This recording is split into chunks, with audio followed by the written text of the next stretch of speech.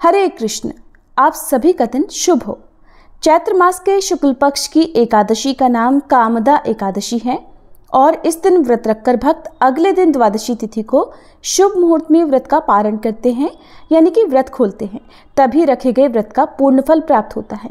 लेकिन अगर अशुभ मुहूर्त में या निर्धारित मुहूर्त के अंदर व्रत नहीं खोला जाता है तो व्रत अधूरा रहता है। इसलिए व्रत पारण की सही तिथि और शुभ मुहूर्त का जानना आपके लिए बहुत आवश्यक है। चैत्र मास के शुक्ल पक्ष की द्वादशी को महाद्वादशी के नाम से जाना जाता है और इस दिन को मदन द्वादशी के रूप में मनाया जाता है। इसलिए जो भक्त एकादशी का उपवास रखते हैं और जो लोग वैष्णव होते हैं वो एकादशी का व्रत रखने के साथ साथ अगले दिन यानी द्वादशी तिथि को मदन द्वादशी का व्रत भी रखते हैं और त्रयोदशी तिथि के प्रथम पहर में अपने व्रत का पारण करते हैं। यदि आपकी श्रद्धा हो तो आप भी कामदा एकादशी के दिन यानी कि मंगलवार और फिर अगले दिन बुधवार को भी दोनों दिन व्रत रखकर फिर गुरुवार के दिन सुबह जल्दी उठकर विधि विधान से पूजा करके व्रत का पारणा कर सकते हैं। क्योंकि ऐसा बहुत कम होता है कि एकादशी और द्वादशी तिथि दोनों ही दिन व्रत रखने का संयोग प्राप्त हो और कलयुग में हर मनुष्य यही चाहता है कि उसको जन्म जन्मांतर के पापों से मुक्ति मिल सके। और एकादशी का व्रत ही एकमात्र ऐसा व्रत है जो जन्म जन्मांतर के पापों का नाश करने की सामर्थ्य रखता है। आज की इस वीडियो में अभी आप जानेंगे कामदा एकादशी व्रत के पारण मुहूर्त के बारे में और साथ ही साथ आप सुनेंगे मदन द्वादशी की कथा भी। तो जो लोग मदन द्वादशी का व्रत रखने में समर्थ नहीं हो, अगर इस दिन श्रद्धा के साथ कथा का रसपान भी कर लेते हैं तो उन्हें भी व्रत रखने जैसा पुण्य ही प्राप्त होता है। तो आप सभी यदि चाहते हो कि भगवान की कृपा आप पर सदैव बनी रहे और आपके पापों का नाश हो तो आपको भी इस कथा का पूर्ण श्रवण करना चाहिए। जैसा कि आप सभी जानते हैं, इस बार 8 अप्रैल दिन मंगलवार को चैत्र मास के शुक्ल पक्ष की एकादशी का व्रत यानी कामदा एकादशी का व्रत रखा गया है। एकादशी तिथि 7 अप्रैल सोमवार को रात 8:01 से लेकर 8 अप्रैल मंगलवार की रात 9:12 तक रहेगी और द्वादशी तिथि प्रारंभ होगी 8 अप्रैल मंगलवार रात 9:13 से और इसी के साथ हरिवासर का समय भी शुरू हो जाएगा। द्वादशी तिथि समाप्त होगी 9 अप्रैल दिन बुधवार रात 10:55 पर। हरिवासर का समय 9 अप्रैल बुधवार को सुबह 2:45 पर समाप्त होगा। ध्यान रखिएगा, हरिवासर के समय कभी भी व्रत नहीं खोला जाता। इस समय आप मानसिक रूप से भगवान के मंत्रों का जाप कर सकते हैं क्योंकि हरिवासर का समय भगवान को अत्यंत प्रिय होता है। जिस तरह से प्रदोष काल का समय भगवान शिव को प्रिय होता है उसी तरह से हरिवासर का समय भगवान श्री हरि को प्रिय होता है। 9 अप्रैल बुधवार को सूर्योदय होगा सुबह 6:15 पर, सूर्यास्त शाम 6:41 पर, ब्रह्म मुहूर्त सुबह 4:38 से 5:26 तक रहेगा। प्रातःकाल पूजा मुहूर्त सुबह 4:54 से 6:02 तक रहेगा। अमृत काल सुबह 7:35 से 9:19 तक रहेगा। तो अमृत काल में आप सुबह की पूजा करके दान इत्यादि दे सकते हैं। राहु काल दोपहर 12 बजे से 1:30 बजे तक रहेगा। ध्यान रखिएगा, इस बार बुधवार को प्रदोष व्रत नहीं है क्योंकि प्रदोष काल का समय गुरुवार के दिन ही प्राप्त होगा। और व्रत खोलने का शुभ मुहूर्त रहेगा 9 अप्रैल बुधवार को सुबह 6:15 से 9:35 के बीच में। हालांकि व्रत खोलना सुबह के समय ज़्यादा शुभ माना जाता है। किसी कारण से आप सुबह व्रत ना खोल पाए तो दोपहर 1 बजे से 3 बजे के बीच में भी व्रत का पारणा किया जा सकता है। और जो लोग 9 अप्रैल बुधवार को मदन द्वादशी का व्रत रखेंगे उन्हें 10 अप्रैल गुरुवार को सुबह सुबह अपना व्रत खोल लेना चाहिए। सुबह सूर्योदय की पहली किरण के साथ ही आप अपना व्रत खोल सकते हैं। द्वादशी तिथि को विधि विधान से धूप दीप जलाकर भगवान विष्णु के मंत्रों का ओम नमो भगवते वासुदेवाय या फिर महामंत्र का हरे कृष्ण महामंत्र का आप जाप करके भगवान से अपने द्वारा रखे गए व्रत को स्वीकार करने का आग्रह करें। सच्चे मन से भगवान की पूजा करें, मंदिर में कुछ दान दक्षिणा रखें और इसके बाद अपनी सामर्थ्य के अनुसार किसी गरीब निर्धन जरूरतमंद व्यक्ति को जरूरत का सामान दान में दें। यदि सामर्थ्य हो तो किसी एक वैष्णव या ब्राह्मण को अपने घर पर आमंत्रित करके उन्हें सात्विक भोजन कराएं। चींटियों के लिए आटा शक्कर डालें, मछलियों को आटे की गोलियां खिलाएं, गौ माता के लिए 1 रोटी और गुड़ रखें और गौ माता को अपने हाथ से यदि हो सके तो खिलाएं। और ध्यान रखिएगा, हर एकादशी व्रत में भगवान विष्णु को एक विशेष भोग अर्पित किया जाता है। हर महीने के हर पक्ष की एकादशी में एक विशेष भोग समर्पित किया जाता है, जिसकी जानकारी आपको हमारे इस चैनल पर दी जाती है। तो इस बार का विशेष भोग है गुड़ का भोग। भगवान विष्णु को गुड़ के साथ तुलसी जी का एक पत्ता भगवान के भोग में अर्पण करें और अपनी मनोकामना पूर्ति के लिए भी आप प्रार्थना कर सकते हैं। इस दिन आप सात्विक भोजन का भोग भी भगवान को अर्पित कर सकते हैं। तो जो भी भोग आप अर्पित करें उसमें तुलसी का पत्ता जरूर रखें, साथ में जल का एक कलश भी रखें। फिर जिस तरह से नवरात्रि के व्रत में हम हर दिन अग्यारी करते हैं, यानी कि एक बड़े से मिट्टी के दीपक में गाय के गोबर का उपला तोड़कर जलाकर उस पर हम जो भी हवन सामग्री इत्यादि है वो अर्पित करते हैं, भोग की सामग्री अर्पित करते हैं, उसी तरह से आप थोड़ा सा गुड़ आप जलती हुई अग्नि में अर्पित कर सकते हैं। अग्नि देवता के माध्यम से हमारे इष्ट देवी देवताओं तक हमारे द्वारा अर्पित किया गया भोग पहुंच जाता है। जिन भी भक्तों ने एकादशी का व्रत रखा है और द्वादशी के दिन व्रत खोला है, उन्हें भूल कर भी द्वादशी तिथि के दिन लहसुन प्याज का या तामसिक भोजन का सेवन नहीं करना चाहिए। और इस दिन लक्ष्मी माता को भी आप सत्तू का भोग लगा सकते हैं और जो भी सात्विक भोजन है उसका भोग भी आप लक्ष्मी माता को लगा सकते हैं। अब सुनिए मदन द्वादशी की कथा। एक बार शौनक आदि ऋषियों ने पूछा, हे सूत जी, दैत्यों की जननी दिति के पुत्र 49 मरुत देवताओं के प्रिय कैसे बन गए और अपने सौतेले भाई देवताओं के साथ उनकी प्रगाढ़ मैत्री कैसे हो गई? तब सूत जी महाराज कहते हैं, हे मुनियों, प्राचीन काल की बात है। देवासुर संग्राम में भगवान विष्णु और देवगणों द्वारा अपने पुत्र पौत्रों का संहार हो जाने पर दैत्य माता दिति शोक से विवल हो गई। वह उत्तम भूलोक में जाकर स्यमंतक पंचक क्षेत्र में सरस्वती के मंगलमय तट पर अपने पतिदेव महर्षि कश्यप की आराधना में तत्पर रहती हुई घोर तप में निरत हो गई। उस समय उसने ऋषियों के समान फलाहार पर निर्भर रहकर कृच्छ, चांद्रायण आदि व्रतों का पालन किया। इस प्रकार बुढ़ापा और शोक से अत्यंत आकुल हुई दिति 100 वर्षों तक उस कठोर तप का अनुष्ठान करती रही। तदंतर उस तपस्या से संतप्त हुई दिति ने वशिष्ठ आदि महर्षियों से पूछा, ऋषियों, आप लोग मुझे ऐसा व्रत बतलाइए जो पुत्र शोक का विनाशक और इहलोक तथा परलोक में सौभाग्य रूपी फल का प्रदाता हो। तब वशिष्ठ आदि ऋषियों ने उसे मदन द्वादशी व्रत का विधान बतलाया, जिसके प्रभाव से वह पुत्र शोक से उन्मुक्त हो गई। ऋषियों ने पूछा, सूत जी, जिसका अनुष्ठान करने से दिति को पुनः 49 पुत्रों की प्राप्ति हुई, उस मदन द्वादशी व्रत के विषय में हम लोग भी सुनना चाहते हैं। सूत जी कहते हैं, ऋषियों, पूर्व काल में वशिष्ठ आदि महर्षियों ने दिति के प्रति जिस उत्तम मदन द्वादशी व्रत का वर्णन किया था, उसी को आप लोग मुझसे विस्तार पूर्वक सुनिए। व्रतधारी को चाहिए कि वह चैत्र मास में शुक्ल पक्ष की द्वादशी तिथि को श्वेत चावलों से परिपूर्ण और छिद्र रहित एक घट स्थापित करे। उस पर सफेद चंदन का अनुलेप लगा हो और वह सफेद वस्त्र के 2 टुकड़ों से ढका हुआ हो। उसके निकट तरह तरह के ऋतुफल और गन्ने के टुकड़े रखे जाएं।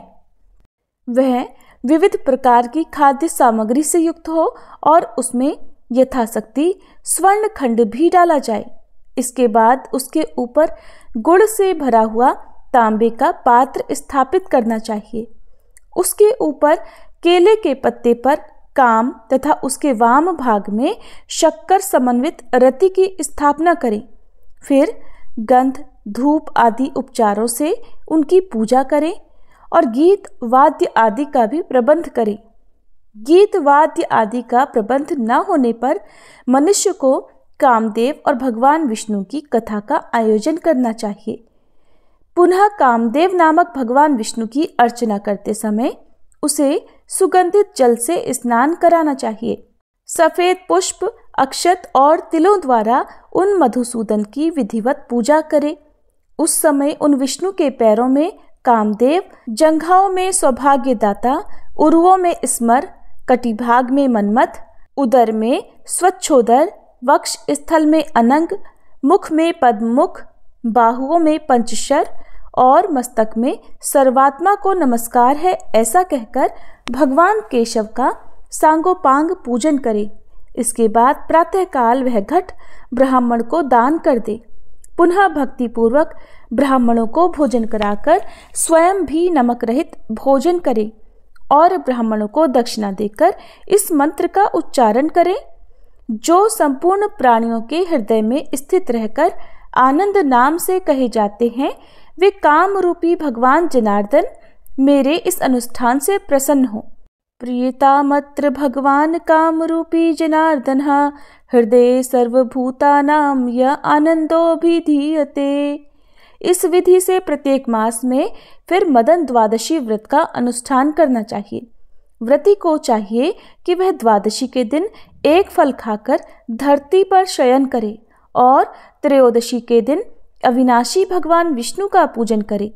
13वां महीना आने पर घी, धेनु सहित और समस्त सामग्रियों से संपन्न शैया, कामदेव की सोने से बनी प्रतिमा और सफेद रंग की दुधारू गौ अनंग अर्थात कामदेव को समर्पित करे, अर्थात अनंग के उद्देश्य से ब्राह्मण को दान दे। उस समय शक्ति के अनुसार वस्त्र और आभूषण आदि द्वारा पत्नी सहित ब्राह्मण की पूजा करके उन्हें शैया और सुगंध आदि प्रदान करते हुए ऐसा कहना चाहिए कि आप प्रसन्न हो। उसके बाद उस धर्मज्ञ व्रती को गाय के दूध से बनी हुई हवी, खीर और सफ़ेद तिलों से कामदेव के नामों का कीर्तन करते हुए हवन करना चाहिए। फिर कंजूसी छोड़कर ब्राह्मणों को भोजन कराना चाहिए और उन्हें यथाशक्ति गन्ना और पुष्पमाला प्रदान कर संतुष्ट करना चाहिए। जो इस विधि के अनुसार इस मदन द्वादशी व्रत का अनुष्ठान करता है वह समस्त पापों से मुक्त होकर भगवान विष्णु की समता को प्राप्त हो जाता है और इस लोक में श्रेष्ठ पुत्रों को प्राप्त कर सौभाग्य फल का उपभोग करता है। जो समर, आनंदात्मा, विष्णु और महेश्वर नाम से कहे गए हैं उन्हीं अनंगज भगवान विष्णु का सुख आरती को स्मरण करना चाहिए। ये सुनकर दिति ने सारा कार्य यथावत रूप से संपन्न किया, अर्थात मदन द्वादशी व्रत का अनुष्ठान किया। दिति के उस व्रत अनुष्ठान के प्रभाव से प्रभावित होकर महर्षि कश्यप उसके निकट पधारे और परम प्रसन्नता पूर्वक उन्होंने उसे पुनः रूप यौवन से संपन्न नव युवती बना दिया और वर मांगने को कहा। तब वर मांगने के लिए उद्यत हुई दिति ने कहा, पतिदेव, मैं आपसे एक ऐसे पुत्र का वरदान चाहती हूँ जो इंद्र का वध करने में समर्थ, अमित पराक्रमी, महान आत्मबल से संपन्न और समस्त देवताओं का विनाशक हो। ऐसा सुनकर महर्षि कश्यप ने उससे ऐसी बात कही, शुभे, मैं तुम्हें अत्यंत ओजस्वी एवं इंद्र का वध करने वाला पुत्र प्रदान करूंगा, किंतु तुम इस विषय में ये काम करो कि आपस्तंभ ऋषि से प्रार्थना करके उनके द्वारा आज ही पुत्रेष्टि यज्ञ का अनुष्ठान कराओ। सुव्रते, यज्ञ की समाप्ति होने पर मैं तुम्हारे उदर में इंद्र रूपी शत्रु के विनाशक पुत्र का गर्भाधान करूंगा। इसके बाद महर्षि आपस्तंभ ने उस अत्यंत खर्चीले पुत्रेष्टि यज्ञ का अनुष्ठान किया। उस समय उन्होंने इंद्र शत्रु भूर्वस्व इंद्र का शत्रु उत्पन्न हो इस मंत्र से विस्तार पूर्वक अग्नि से आहुति दी। इस यज्ञ से देवताओं को रुष्ट होना था, परंतु ये जानकर वे प्रसन्न हुए कि दैत्यों और दानवों को इस यज्ञ फल से विमुख होना पड़ेगा। फिर यज्ञ की समाप्ति के बाद कश्यप ऋषि ने दिति के उदर में गर्भाधान किया और पुनः उससे कहा, वरानने, अब 100 वर्षों तक तुम्हें इसी तपोवन में रहना है और इस गर्भ की रक्षा के लिए प्रयत्न करना है। वरवर्णिनी, गर्भिणी स्त्री को संध्या काल में भोजन नहीं करना चाहिए। उसे न तो कभी वृक्ष के मूल पर बैठना चाहिए, न उसके निकट ही जाना चाहिए। वह घर की सामग्री जैसे मूल, ओखली आदि पर भी न बैठे, जल में घुसकर स्नान न करे, सुनसान घर में न जाए, बिम वट पर न बैठे, मन को उद्विग्न न करे, नख से, लुआठी से अथवा राख से पृथ्वी पर रेखा न खींचे, सदा नींद में अलसाई हुई न रहे, कठिन परिश्रम का काम न करे, भूसी, भस्म, हड्डी और खोपड़ी पर न बैठे, लोगों के साथ वाद विवाद न करे और शरीर को तोड़े मरोड़े नहीं। वह बाल खोलकर न बैठे, कभी अपवित्र न रहे, उत्तर दिशा में सिरहाना करके और कहीं भी नीचे सिर करके न सोए, न निर्वस्त्र होकर, न उद्विग्न चित्त होकर और न भीगे चरणों से ही कभी शयन करे। अमंगल सूचक वाणी न बोले, अधिक जोर से हंसे नहीं, नित्य मांगलिक कार्यों में तत्पर रहकर गुरुजनों की सेवा करें। आयुर्वेद द्वारा गर्भिणी के स्वास्थ्य के लिए उपयुक्त विधि बतलाई गई और संपूर्ण औषधियों से युक्त गुनगुने गर्म जल से स्नान करे। वह अपनी रक्षा का ध्यान रखे, स्वच्छ वेशभूषा से युक्त रहे, वास्तु पूजन में तत्पर रहे, प्रसन्न मुखी होकर सदा पति के हित में संलग्न रहे, तृतीया तिथि को दान करे, पर्व संबंधी व्रत और नक्त व्रत का पालन करे। जो गर्भिणी स्त्री विशेष रूप से इन नियमों का पालन करती है, उसका उस गर्भ से जो पुत्र उत्पन्न होता है वह शीलवान एवं दीर्घायु होता है। इन नियमों का पालन न करने पर निस्संदेह गर्भपात की आशंका बनी रहती है। प्रिय, इसलिए तुम इन नियमों का पालन करके इस गर्भ की रक्षा का प्रयत्न करो, तुम्हारा कल्याण हो। अब मैं जा रहा हूँ। दिति के द्वारा पति की आज्ञा स्वीकार कर लेने पर महर्षि कश्यप वहीं सभी जीवों के देखते देखते अंतर्ध्यान हो गए। तब दिति महर्षि कश्यप द्वारा बताए गए नियमों का पालन करती हुई समय व्यतीत करने लगी। फिर इस कार्यकलाप की सूचना पाने पर इंद्र भयभीत हो उठे और तुरंत देवलोक को छोड़कर दिति के निकट आ पहुंचे। वे दिति की सेवा करने की इच्छा से उसके समीप ही रहने लगे। इंद्र सदा दिति के छिंद्रान्वेषण में ही लगे रहे।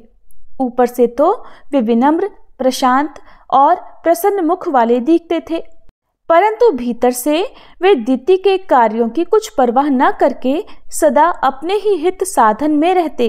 इस प्रकार 100 वर्षों की समाप्ति में जब 3 दिन शेष रह गए, तब दिति प्रसन्नता पूर्वक अपने को सफल मनोरथ मानने लगी। उस समय आश्चर्य से युक्त मन वाली दिति नींद के आलस्य से आक्रांत होकर पैरों को बिना धोए, बाल खोलकर सिर को नीचे किए कहीं दिन में ही सो गई। तब दिति की उस त्रुटि को पाकर शची के प्राणपति देवराज इंद्र उसके उदर में प्रवेश कर गए और अपने वज्र से उस गर्भ के 7 टुकड़े कर दिए। उन टुकड़ों से सूर्य के समान तेजस्वी 7 शिशु उत्पन्न हो गए और वे रोने लगे। रोते हुए उन 7 शिशुओं को इंद्र ने मना लिया, परंतु जब वे शिशु चुप नहीं हुए, तब इंद्र ने पुनः उन रोते हुए शिशुओं में प्रत्येक के 7-7 टुकड़े कर दिए। उस समय भी इंद्र दिति के उदर में ही स्थित थे। इस प्रकार वे टुकड़े 49 शिशुओं के रूप में परिवर्तित होकर जोर जोर से रोने लगे। इंद्र उन्हें बारंबार मना करते हुए कह रहे थे कि मत रो, परंतु वे जब चुप नहीं हुए, तब इंद्र ने मन में विचार किया कि इसका रहस्य क्या है। किसी धर्म के महात्म्य से ये सभी मेरे वज्र द्वारा काटे जाने पर भी पुनः जीवित हैं। इसके बाद ध्यान योग के द्वारा इंद्र को ज्ञात हो गया कि यह तो मदन द्वादशी व्रत का फल है। अवश्य ही श्री कृष्ण के पूजन के प्रभाव से इस समय ये घटना घटी है, जो वज्र द्वारा मारे जाने पर भी ये शिशु विनाश को नहीं प्राप्त हुए। इसी कारण उदर में स्थित रहते हुए 1 से अधिक 49 हो गए। इसलिए अवश्य ही ये अवध्य हैं और अब मेरी इच्छा है कि ये देवता हो जाएं, क्योंकि गर्भ में स्थित रहकर रोते हुए इनको मैंने मारुदत मत रो ऐसा कहा है, इसलिए ये मरुत नाम से प्रसिद्ध होंगे और इन्हें भी यज्ञों में भाग मिलेगा। ऐसा कहकर इंद्र दिति के उदर से बाहर निकल आए और दिति को प्रसन्न करके उससे क्षमा याचना करने लगे। देवी, अर्थशास्त्र का आश्रय लेकर मैंने ये दुष्कर्म कर डाला है, मुझे क्षमा करो। इस प्रकार देवराज ने मरुदगण को देवताओं के समान बनाया और पुत्रों समेत दिति को विमान में बिठाकर वे अपने साथ स्वर्गलोक को ले गए। सूत जी महाराज कहते हैं, विप्रवरो, इसी कारण मरुदगण यज्ञों में भाग पाने के अधिकारी हुए और उन्होंने असुरों के साथ एकता नहीं की, इसलिए वे देवताओं के प्रेम पात्र हो गए। ये थी मदन द्वादशी की कथा।